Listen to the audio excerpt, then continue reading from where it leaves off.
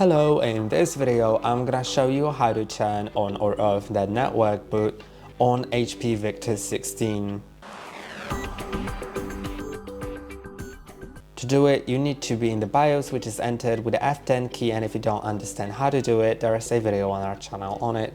Once that's done, go to boot options section, then you'll see the network boot and you can set it to disabled or enabled. So if you want to boot to your laptop through the network, for example, there's lots of different things that you can do with it.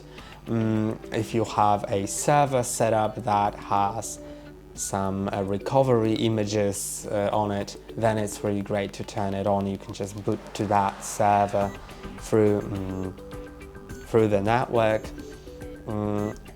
But if you don't really need it, you can set it to disabled. So if you set it to enabled, the exclamation mark in front of network adapter will disappear, which means that that option is available. And if there is an exclamation mark, that option is unavailable in the boot order. So even if you go to the one-time boot menu, it still just won't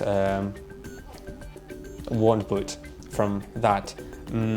Then you can also change the network boot protocol to either IPv4, IPv6, or both. And that's all for today. Don't forget to like and subscribe. See you next time.